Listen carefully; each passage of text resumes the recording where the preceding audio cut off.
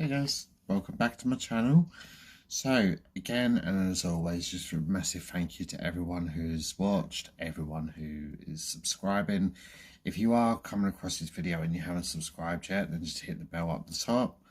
As always, as I've said in previous videos, I'll never ask you guys for money, but subscription is always free and it really helps me out.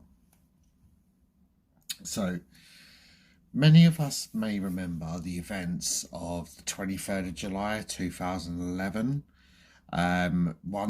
It's a particular day that I always remember. So I had only just moved into my first ever flat by myself. I was 19 years old, and one of the stories that came out happened to be around one of my favourite artists at the time. So that was the death of Amy Winehouse. And then not long after was the events that we're going to be talking about today. So today is a story about Anders Behring Breivik. I do apologise if I'm butchering that name. I apologise in advance if I butcher any of the names in tonight's story. So for those of you who don't know and are not familiar with the 2011 terrorist attacks of Norway, then this is the story of the man behind those horrific crimes. So, as always, we'd like to start from the beginning. So who was Anders? So he was born on the 13th of February 1979. And this was to Jens David Breivik and his wife Wench Elizabeth Behring. And through his mother, he had one half sister called Elizabeth, and through his father, he had three half siblings: Eric, Jan, and Nina. And Anders was he was born in Oslo, so this is the capital city of Norway. And he actually spent the first year of his life living in London, as his father was a diplomat for the Norwegian embassy, which is situated in London, and his mother worked as a nursing assistant. So his parents, they divorced not long after his first birthday, and Wench then took him back to Norway to live. And concerns for Anders' mental illness and welfare date back to 1983, so he was around 4 years old. A particular doctor, they noted his smile. It was not anchored in a typical 4-year-old's way. It wasn't anchored in any emotion. The doctor said that his emotions, so his smile was a response to his environment. And another report expressed concerns on how when she actually sexualized him from a really young age. She would often really hit him. She verbally always wished he was dead. And these reports describe Wench as a woman with an extremely difficult upbringing. It gave her borderline personality disorder and encompassing, if only partially visible, depression. And they listed her as someone who projects her primitive and sexual fantasies onto her children. Recommendations were made to have Anders put into foster care, but nothing was followed up. So Wench, just a little backstory about her. So she had actually left her abusive upbringing when she was age 17. And this was not long before she fell pregnant with her daughter Elizabeth. She then much later meets Jens, which is Anders' father. So she marries him and she falls pregnant with Anders, age 32, has him not long after, age 33. And she was said to have grew a disdain with Anders like way before he was born. She often claimed that he was kicking her on purpose. She initially wanted an abortion and actually went to the clinic for this procedure. And upon arriving at the clinic, she actually found that she was a lot further along than the 3-month check mark for an abortion to be legally carried out.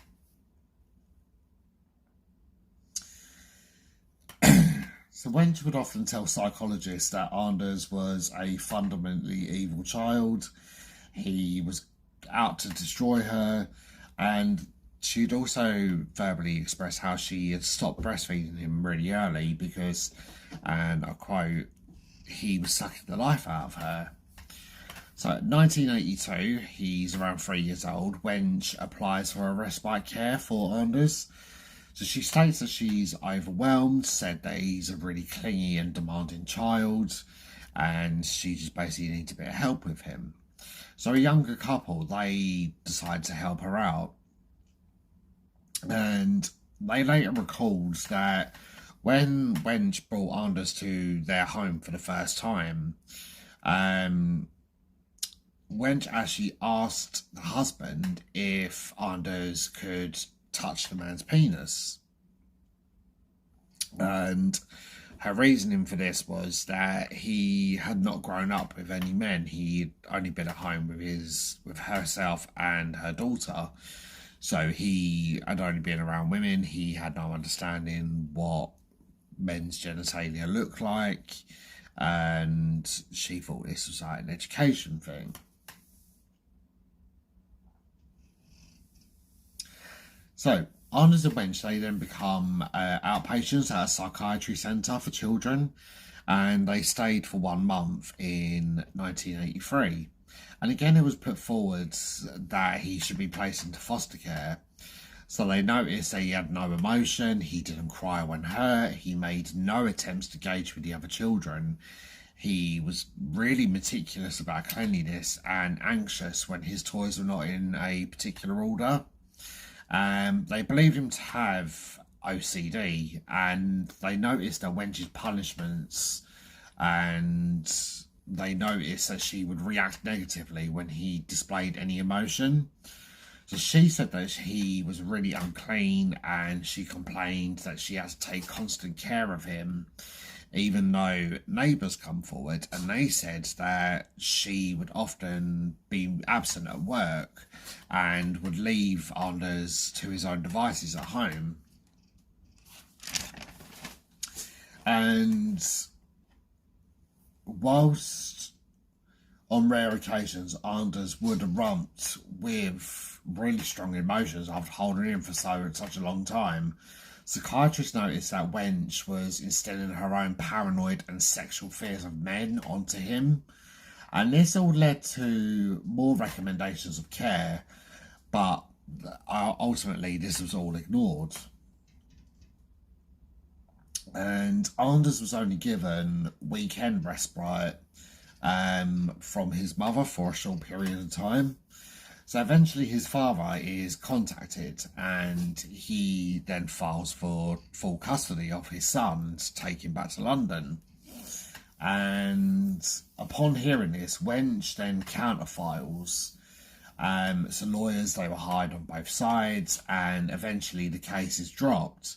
And this is after welfare services said that they spoke to Anders' nursery that he'd been attending, and they couldn't prove evidence to back up any claims of any mistreatment from the doctors, even though the doctors had witnessed this like firsthand. They had witnessed this in their clinic. And his nursery stated that he had been a really happy child. There had been nothing wrong the whole time, and there was nothing noteworthy to add to that. And eventually it was decided that Wench was to be supervised, and she was given a really inexperienced social worker. And these supervision visits only lasted 3 times. And after this, Anders was never ever put into any sort of respite care again. So he spent the rest of his childhood and teen years in the constant care of his mother. So Anders eventually attended a grammar school in Oslo, and a classmate said that he was highly intelligent, but physically a lot stronger than the kids of the same age. They went on to say that Anders took care of those that were being bullied, so he had a natural understanding, and that could just stem from obviously his background growing up with his mother. And in his teen years, Anders, Wench, and Elizabeth lived in the west end of Oslo, and Anders was making regular visits to Jens and his stepmother, who now lived in France. When she went on to later marry a Norwegian army officer to obviously try and instill some discipline into the house. And at age 15, Anders was confirmed into the Lutheran Church of Norway, and this was by his own admission, by his own choice. But he also became a real prolific graffiti artist around Oslo. He was arrested a few times for graffitiing, and he had the potential, obviously, going to France, and he turned that down. And he also became a member of the hip-hop community of Oslo West. So obviously on 2 occasions, like I said, he was caught graffitiing by police. He was given a fine, and there was potential that he was going to go to France. But at this time in 1995, Wench claimed that Jens had cut contact with his son for the graffiti offences. However, his father commented saying that this was basically not true. This was all by Anders' own volition. So eventually Anders then falls out with his best friend, and he then cuts off contact with the hip-hop community. And Anders then begins weight training. So he wants to start looking after himself, but he goes a complete wrong way about it. He wants to look big and tough. And he started abusing anabolic steroids, which were a massive thing in the 90s, from what I believe. I mean, obviously, I was only a child, but I've heard the stories about men in the 90s that were abusing anabolic steroids, and obviously, it's where the whole roid rage, the whole roid rage thing came from. So at age 21, Anders was then made exempt from the Norwegian army. He was declared medically unfit. So instead of pursuing this any further, he decides to go work at a customer service assistant at an unnamed company. Now, he appeared initially to be kind to everyone. He was an exceptional colleague, even though a friend of his stated that he had a really big ego and a bit of a temper. Anders was also an extensive tourist. He visited 24 countries in his adult life. So obviously this is all leading up to his arrest. He reportedly connected with a woman who lived in Bahrain, and this was over a dating site. So he eventually went to go visit this woman in Bahrain, and she repaid the favour and flew to Oslo to meet him. And during the investigation into his crimes much later on, it was found that Anders had also gone many cosmetic procedures whilst travelling.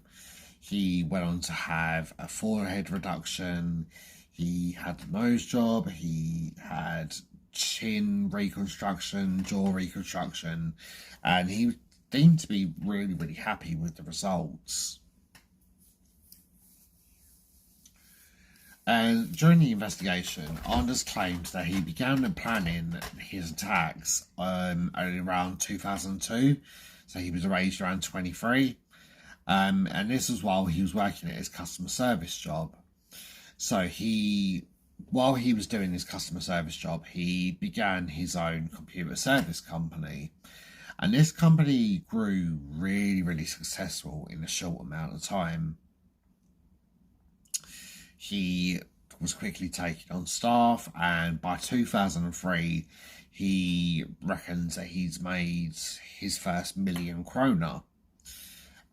This later grew to about 4 million, that he states, but he lost around half of this due to stock speculation. So the company eventually goes bankrupt, and Anders was reported for several breaches of the law, and he then had to move back into his mother's house. He became really withdrawn at this point, and official documents say that his assets at this time, so around 2005, 2006, they were equal to about 630,000 krona by 2007. But he claims that this was back up to 2 million. And he also had access to 9 credit cards around this time. So 2009, he begins a farming company called Breivik Geofarms. So he just basically growing his own vegetables and selling them on the market. Obviously organic produce, or what he claimed to be organic produce. He also then decides to get a gun license, and he actually flies to Prague in hopes of obtaining some weapons in 2010. Obviously his access to this was denied, so he then sources some channels in Norway. So he gets a gun license to own a pistol, and he also gets a hunting license so he can legally own a rifle.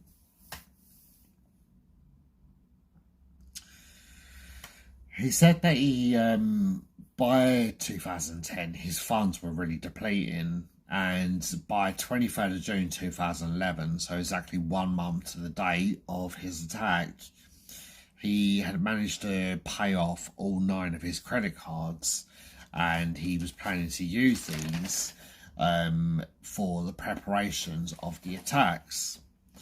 So in early July 2011, he then moves onto a farm northeast of Oslo.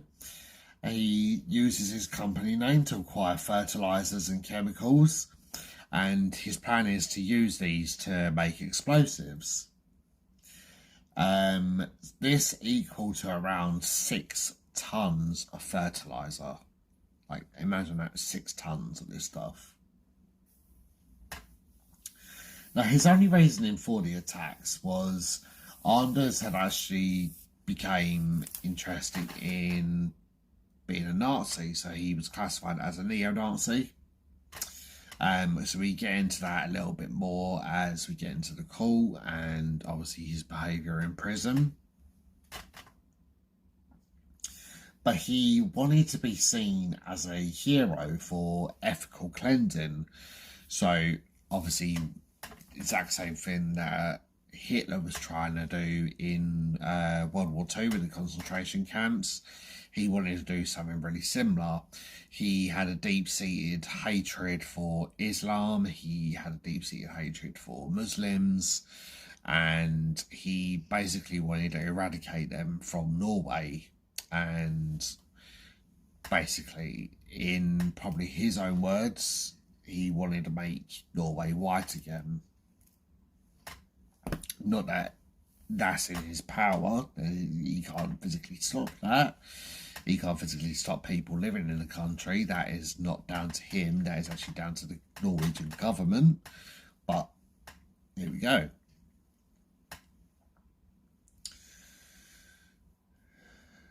So he also had self-proclaimed views that he was a knight dedicated to stemming the Muslim immigration, like I said. And on the 22nd of July, Anders then places a bomb into a parked car situated next to the offices of the Prime Minister Jens Stoltenberg. And in the area, in the vicinity of the area, there was around 217 people around this van. So obviously they're just going about their day, they're going home from work, or they're going into work, they're on their lunch break. And he detonates the bomb at 3:25 p.m. and this immediately kills 8 people, injures injures 2,000, the other 209, and 12 of those were injured quite severely. So Anders then, at this point, he's disappeared. So he's chosen his next target. So while these people are obviously trying to make sense of what happened, obviously anyone who wasn't affected by the bomb, they're trying to make sense of what happened. The government are trying to make sense of what has happened.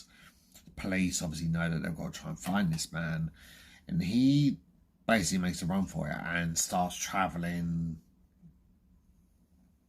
up the coast to an island called Utoya. I'm assuming that's how the island is pronounced. So he jumps on a ferry from the mainland to get to this island. And whilst he's on the ferry, he changes into a police uniform that he's actually made at home himself. He's obtained a fake badge bearing a different name. And he's got ammunition with him. So obviously, like I said, he's in possession of a pistol and a rifle.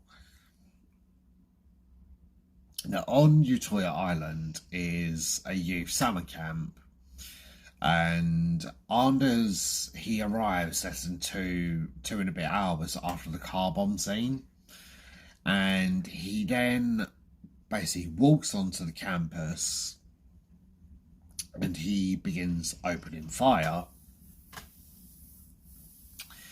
He basically shoots anyone he sees, anyone who moves, anyone who tries to run. He just guns them down. He doesn't give a shit who they are. He's just shooting. And he injures 32 people. He kills 69 of them. And some of the people that were injured and some of the people that were killed, they were actually friends of the Prime Minister, Jens Stoltenberg. And one of the victims, was the stepbrother of Norway's Crown Princess, Mette-Marit. Now, when Oslo Police Force Delta, they arrive on the island, Anders makes no attempt to flee whatsoever. Obviously, he's got nowhere to go unless he's going to swim away from the island. He's got nowhere to go. And initial interrogations, they start on the island, so they hold him in one room to begin the the interrogations. And the next day, he's transferred to a holding cell. Now, Anders gave basically a full and frank confession, and he said that the purpose of the attacks was to save Norway and Western Europe from a Muslim takeover. He blamed the Labour Party and said that they had to pay the price for letting down the people of Norway. And he then states that he's the greatest monster since Vidkun Quisling. So he was a Nazi soldier in World War II, known for some of the most horrific war crimes in modern history, in world history. So on the 25th of July 2011, Anders was formally charged and then placed into a solitary confinement, and this was to pending court proceedings.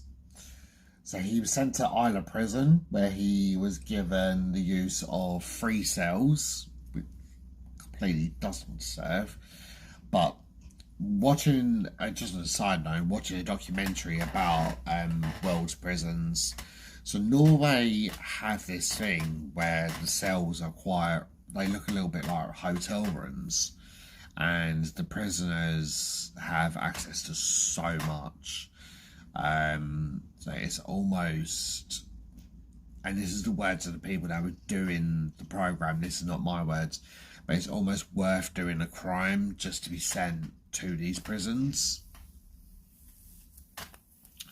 The way they see it, and the way the UK sometimes see it, is the only punishment is having the freedom taken away.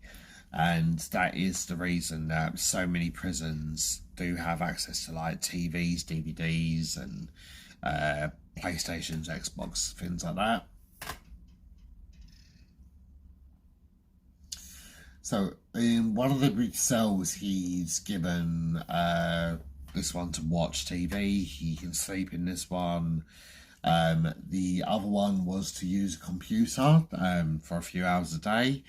And this computer, obviously, understandably, it cannot access the internet, so he's just given this to write some letters out to people. And the third one was set up as a gym. Only select off prison officers that were trained enough were actually allowed to work with Anders.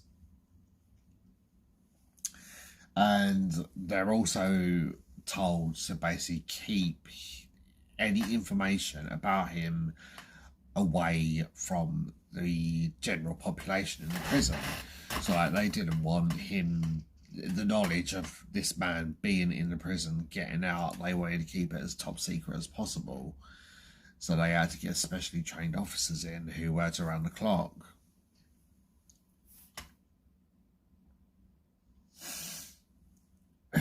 So obviously, understandably, media outlets, they were really eager to interview him.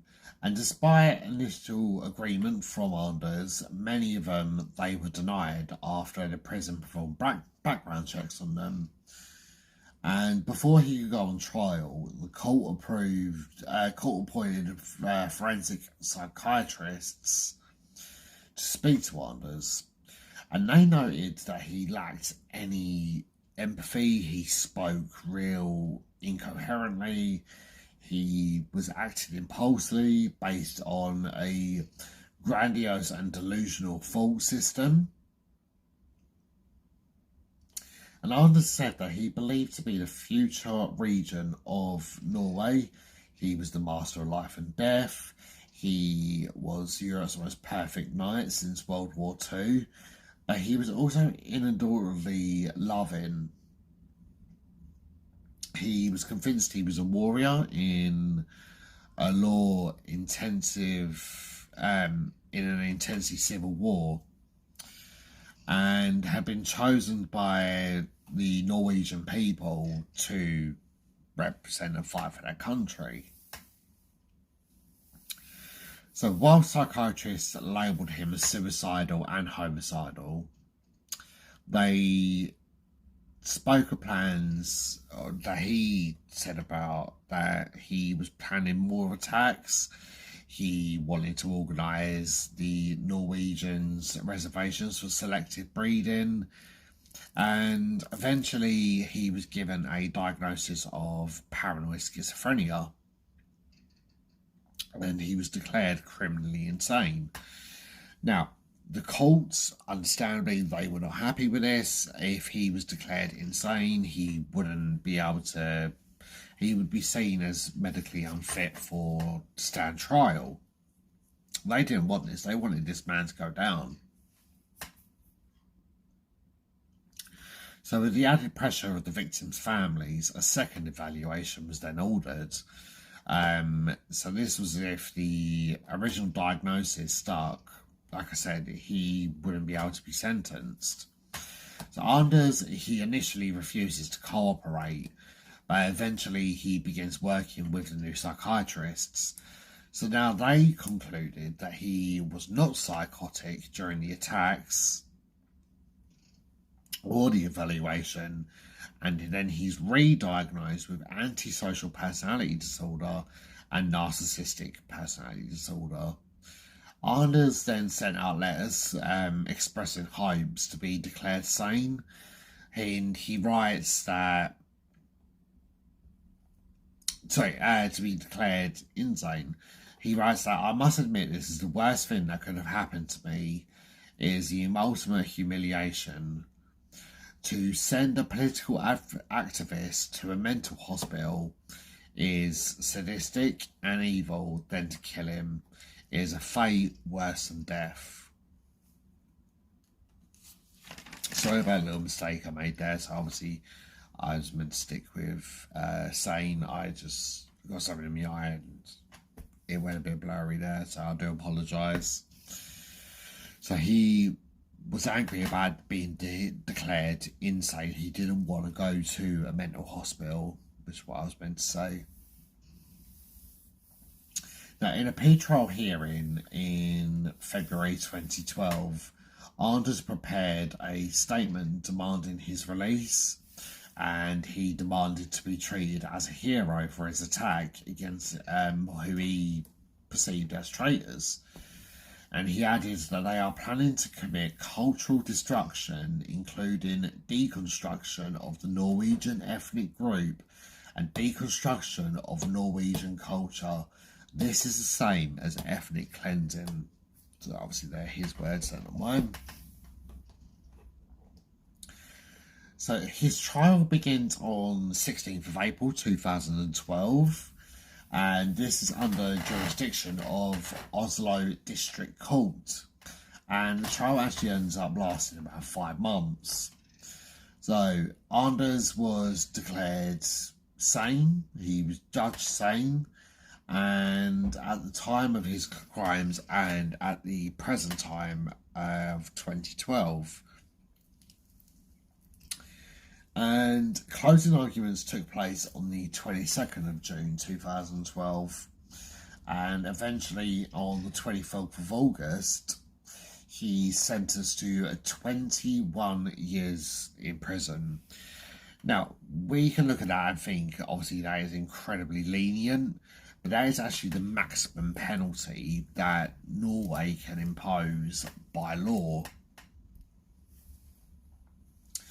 So he has to serve a non-parole period of 10 years. So obviously that is over and done with now, as we're going to get onto in a bit.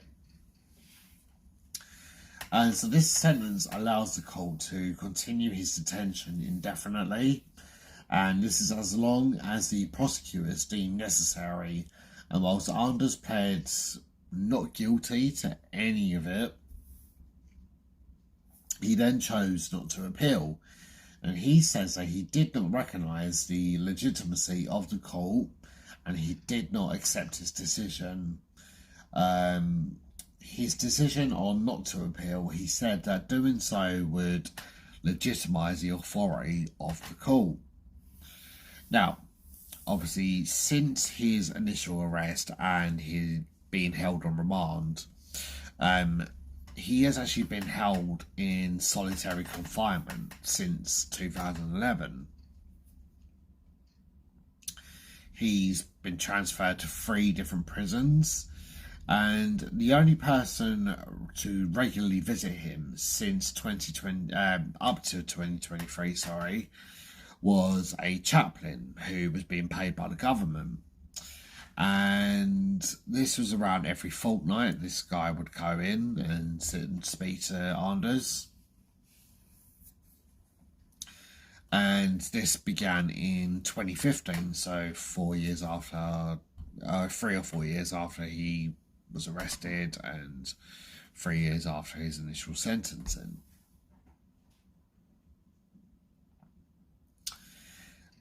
When she actually only visited him in a total of 5 times, she eventually passed away in March of 2013, of cancer, and he was actually denied compassionate leave to attend her funeral. And the last person to see him was a researcher called Matthias Gardell. So he interviewed Anders in around 2014. He began, and this went on for a couple of times. Matthias wanted to write a book about Anders and his crimes, and the wing that he's isolated on, it does hold one other person, but their separate cells are so far apart that the two have actually never met. And it wasn't until November 2020 that Anders actually met another inmate for the first time, and this was under the careful watch of 7 prison officers. And the 2 of them went on to play cards, and this was only on 2 occasions. And the other prisoner decided not to go for a third. Couldn't find a reason why. I can imagine, obviously, the way Anders carried on and probably spoke about his belief system. The guy was just like, no, a bit too much for me. Now, as I said, from 9 a.m. to 2:30 p.m. Anders, he's allowed access to a computer. And obviously this computer has no internet access. And in 2015, he actually began studying a bachelor's degree in political science. And this was through the University of Oslo. But he dropped out, blaming and moaning about the harsh prison conditions that he's been forced to live in. He stated it wasn't fair that the other inmates had PlayStation 3s while he was stuck with a PlayStation 2. He moaned that they had more grown-up games while he was stuck with a copy of Rayman, which is a game in his eyes aimed at 3-year-olds.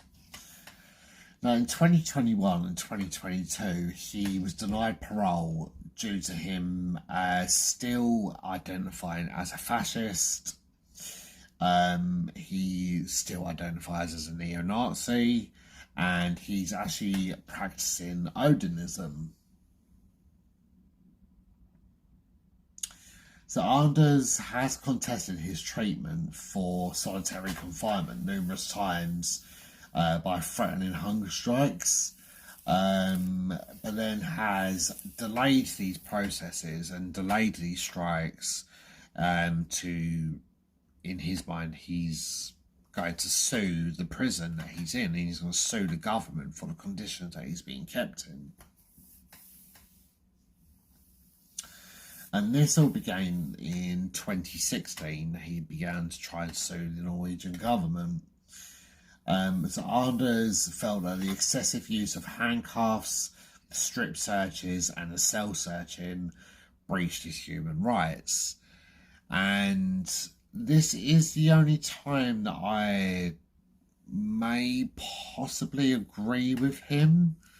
So in one of his arguments, he's stating about the strip searching. And he says that obviously men that are employed in a women's prison wouldn't be allowed to strip search the female inmates. So why is it okay for a female prison officer to strip search him? So like I said, that's the only time that me and Anders would actually agree on anything. I don't agree with that, if I'm honest, but if the prison is completely, and we know what the prison service is like, if it's anything like the UK prison service where it's completely underfunded, understaffed, there's not really much that they can do about that. Like, they have to still do their job. So he eventually loses all counts as the court stages basically refuse to listen to him. And after a visit to Skene Prison, Anders walked in and sat in front of the judges again. And upon seeing the judges, he begins performing Nazi salutes towards them. And obviously this isn't going to go down well in front of the judges. They comment on this and they just basically say that he needs to stop. He needs to stop doing this. And he just keeps doing it again and again and again. And so they just basically chuck out his second attempt at the court case. So he testifies that he's still a Nazi. He believed in white power and he wanted to practice all of this through non-violent means. And he actually spoke about having plans to start a Nazi political party when he gets released. Now, Anders' lawyer suggested that it was actually inhumane for him to be kept in solitary confinement for much longer. They requested to have Anders serve out the rest of his sentence in the company of inmates, and they suggested a man called Philip Manhus. So Philip is a 24-year-old man. He was sentenced in 2019 when he was around 21. And this sentence was for him shooting and killing his adopted sister. He didn't then stop there. He then drives to a mosque and begins opening fire into the mosque in the hopes of obviously eradicating the members of the mosque. For Philip, he was actually also a neo-Nazi. Now, luckily, no casualties were caught in the line of fire, so to speak. No one got injured in the mosque, and eventually, obviously, they all escaped with their life. And Philip was, as well, he was sentenced to 21 years imprisonment.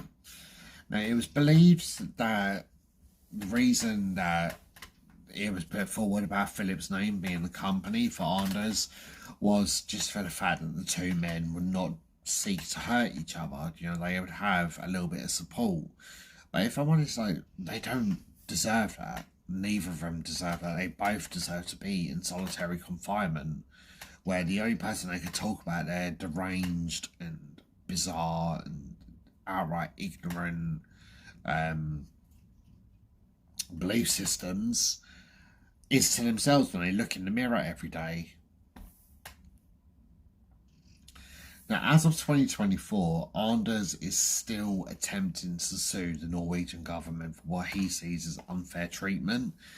But each time, obviously, these are still getting chucked out of court because of his behaviour and his ignorant belief systems. I'm genuinely hoping that the courts don't see fit to give him a chance to be free. I'm hoping that there is some sort of referendum or something that will actually keep this man in prison for the rest of his life.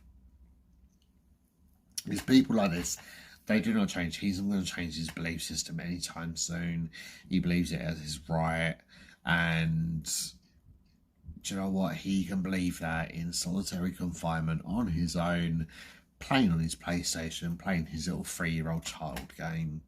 Because that is all he deserves. So apologies for a bit of a shorter video today compared to the one last week. But there was just a lot of information out there that I was trying to divulge to keep this within the 45-minute mark of what I like to do with my videos.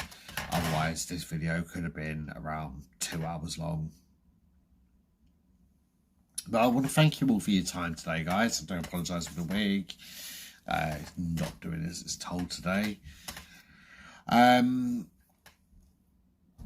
So as always, just a massive thank you to everyone who has come back, everyone who is watching this week. Can't do any of this without you guys. I really appreciate it. You guys can leave a like, share, and a comment on this video. Just let me know how you've done. If there's any more information that you feel that you can add to the case, please let me know. I always read your comments. If you're watching without subscribing, please subscribe. It will mean the world to me.